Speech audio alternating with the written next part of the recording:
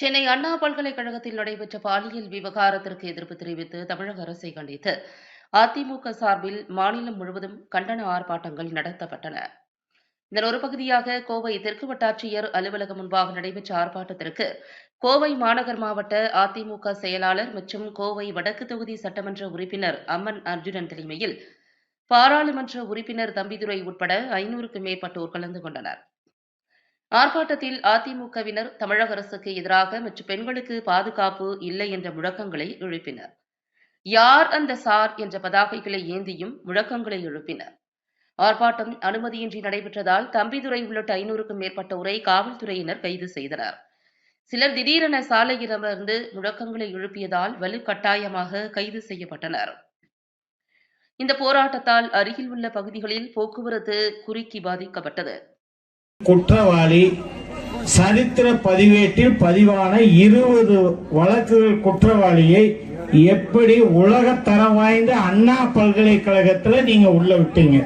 எங்களுக்கு அதுக்கு முதல்ல பதில் வேணும். சரி, அவரு 6 முறை நம்ம அண்ணன் தம்பிதுரை சொன்ன மாதிரி கைது பண்ணி எங்களுடைய அம்மாவுடைய ஆட்சியில எடப்பாடி அண்ணனுடைய ஆட்சியில கைது பண்ணோம்.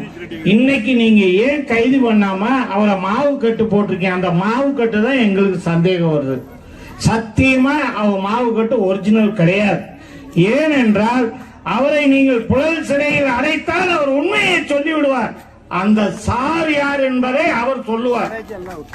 அதை மறைப்பதற்கு நீங்கள் எந்த விஐபியை மறைப்பதற்காக அந்த குற்றவாளியை நீங்கள் ஏன் சிறையில் அடைக்கவில்லை?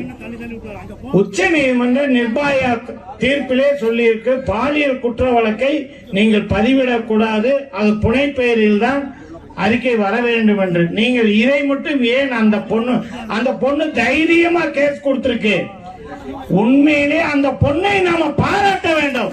தன்னுடைய எதிர்காலத்தை நினைக்கவில்லை, தனக்கு பின்னால் வரும் மகளிர் சந்ததியை காப்பாற்ற வேண்டும் என்று அந்த பெண் தைரியமாக வந்து கேஸ் கொடுத்தா, அந்த பொண்ணு கேஸ் கொடுத்து வெளியில விட்டா இனிமேல் எந்த பொண்ணு கேஸ் கொடுக்க மாட்டார்.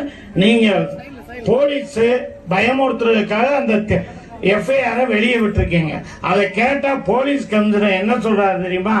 அது நாங்க நடவடிக்கை, உங்களை உச்ச நீதிமன்றம் உயர் நீதிமன்றம் அத்தனை நீதிமன்றங்கள் கொட்டுன்னு கொட்டுது தலையில. ஆனா ஏன்டா யாருக்காக பயப்படுற? உண்மையிலே போலீஸ் தமிழ்நாடு போலீஸ் ஸ்காட்லாந்துக்கு பெருமை சேர்த்தோம், அந்த ஈக்குவலா வேலை பார்த்தவங்க. இன்னைக்கு ஏன் உங்க கைகள் கட்டப்பட்டிருக்குது? நாளைக்கு உங்க தங்கை மனைவி எல்லாம் ரோட்ல எப்படி நடக்க முடியும்? நீங்களே நினைச்சு பாருங்க. நாங்க வேற எதுக்கும் போகல. பெண்கள் இந்த ஆட்சியில் 4 ஆண்டுகளில் எத்தனை பாலியல் கேஸ்கள் நடந்திருக்கு? எதையாச்சும் நீங்க எடுக்கிறீங்களா?